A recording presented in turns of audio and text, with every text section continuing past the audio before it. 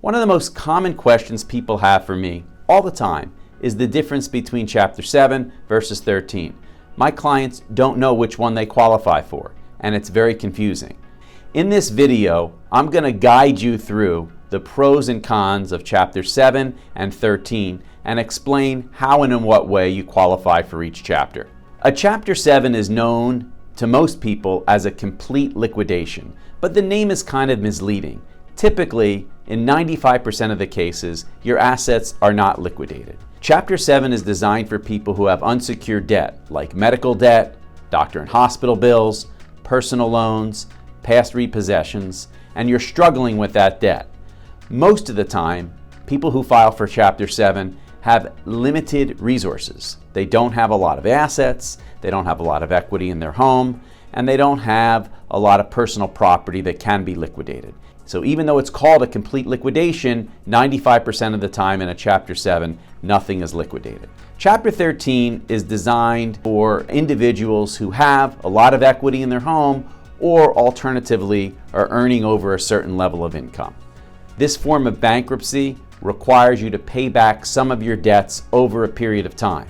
Typically, Chapter 13 span between 3 and 5 years, depending on the amount of debt you have and the income you have. Chapter 13 does not mean that you're paying back all your debts. In fact, in some cases, you may pay a percentage back, and that percentage can be dictated by a couple of things: the amount of income you have and the amount of equity you have in your home if you're a homeowner. In a Chapter 13 and a Chapter 7, you have to qualify for either chapter. You have to take a means test, and the means test is designed to determine where you fall and whether you qualify for Chapter 7 or Chapter 13. Chapter 7 eliminates a lot of obligations. You can get rid of, as we talked about, unsecured debt, doctor and hospital bills, credit cards, personal loans, and in some cases, in limited circumstances, tax debt if you qualify. Chapter 13 is designed to pay back certain obligations: mortgage arrears, car arrears, sometimes tax debt that needs to be paid back. It's a very powerful tool, and the payment plan that you set up in Chapter 13 most of the time is better than the terms and conditions of the payments that you may be experiencing before you file the bankruptcy. Certain debts in Chapter 7 and Chapter 13 are what we call non-dischargeable, or you cannot eliminate. What would some of them be? Well, we talked a little about taxes. In certain circumstances, some tax debt is non-dischargeable. An example might be payroll taxes, student loans in some circumstances. I think it's important to talk about some of the cons of Chapter 7 and 13. And they mainly have to do with restrictions and disadvantages, and we can frame them that way. So a bankruptcy still has an impact on your credit. And typically, in most cases, the Chapter 7 and Chapter 13 will stay on the credit for 7 to 10 years. And in most cases, you will see your credit rebound post-bankruptcy. There are restrictions on when you can get a mortgage after a Chapter 7 and 13, and financing a car or a vehicle sometimes requires court approval. Same thing with a home loan. If you want to refinance your home or you want to go ahead and sell your home, that's going to require court approval. And many times those motions are what we call ministerial. They're regular motions, but it's important to know that that is a restriction, or we could frame that as a con.